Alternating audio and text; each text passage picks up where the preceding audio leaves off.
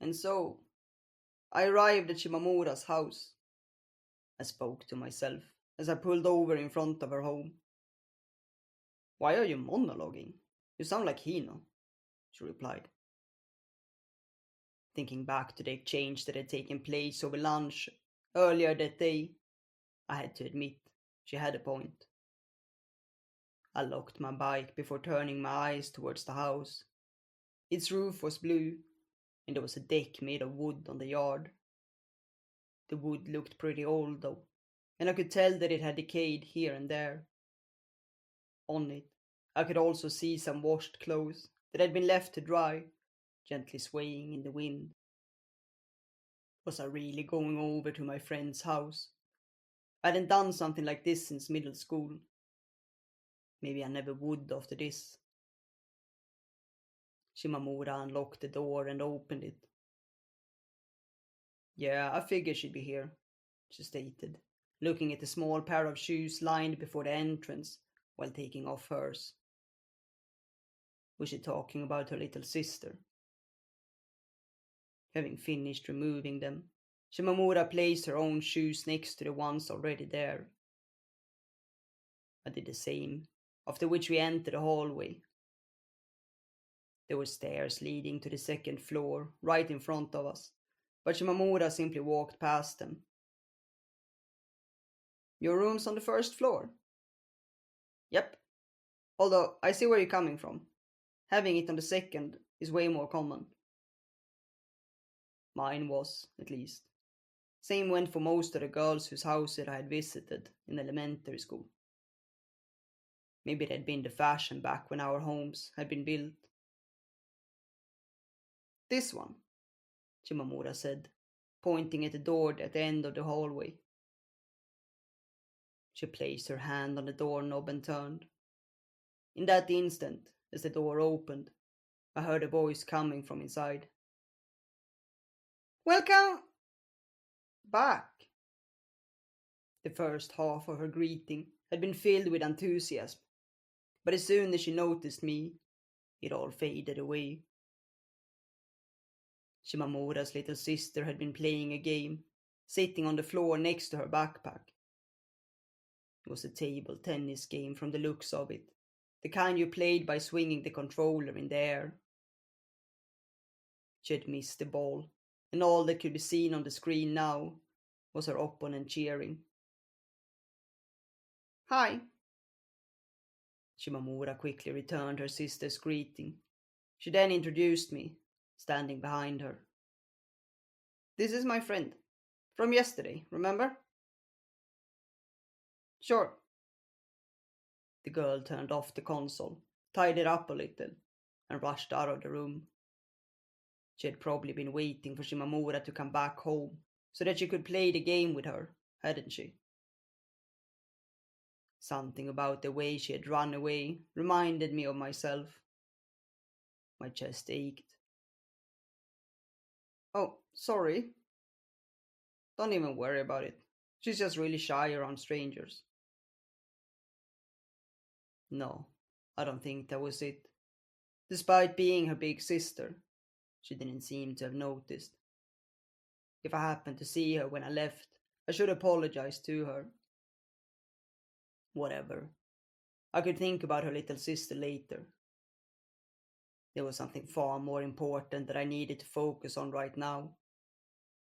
As I stood there in the doorway, I became extremely self-conscious of a certain fact. This was Shimamura's room. Of course, as one would expect, and I can't stress this point enough. Her room was nothing at all like the one I had seen in my dream. It was completely different, both in layout and size.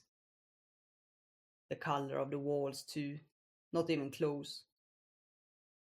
Still, looking back to it now, that sure had been one clear dream. From the Michelangelo's items to the color of the roof, all the way to the landscape visible through the window.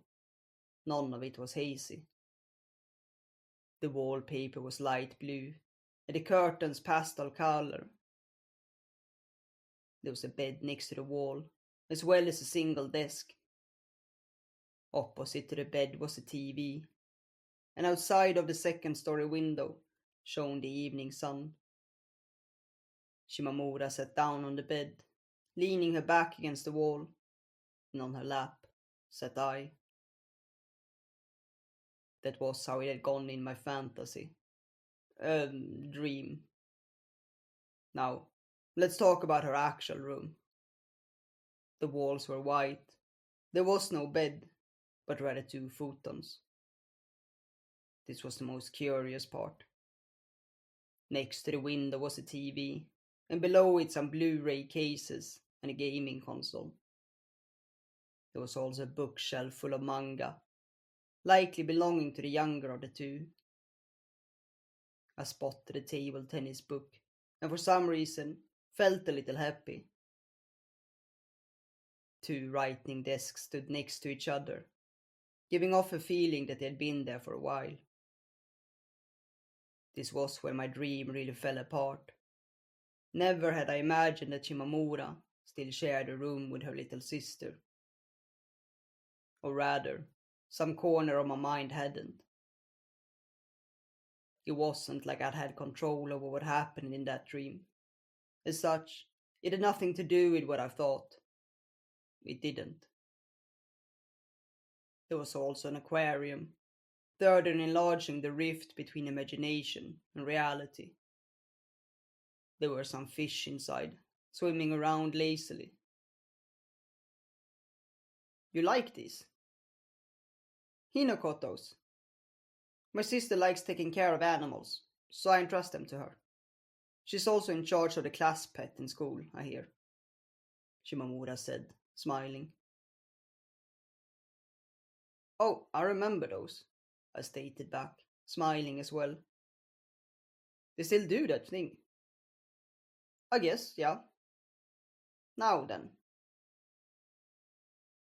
Having placed her bag on her desk, Shimamura sat down on the futon. She grabbed a yellow cushion her little sister had been using and tossed it over to me. I caught it and took a look. On it was pictured a black cat, the mascot of the delivery company, Kuroneko Yamato, holding hands with a white one. I placed it on the floor and sat on it. Now, what you want to do? She asked for my input while stretching her legs. In other words, how we were going to kill time.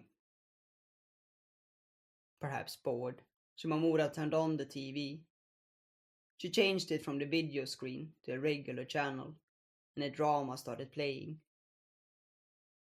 I could tell from the poor image quality that it was pretty old.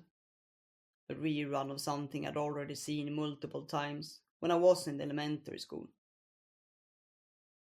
Looking at the dark-skinned main actor, I couldn't help but smile a little. It really did feel like I saw this one every 6 months. They'd been showing old American films on TV a little while ago, this having been one of them. I'd happened to watch through it then, and as such, everything that happened in it was fresh in my memory. This one again, huh? Shimamura seemed to share my sentiment.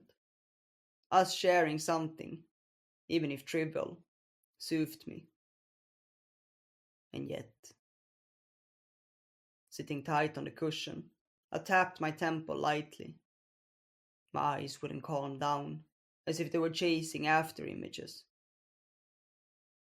I knew I shouldn't mix dreams and reality, yet I still felt restless. We were sitting, kind of, far from each other.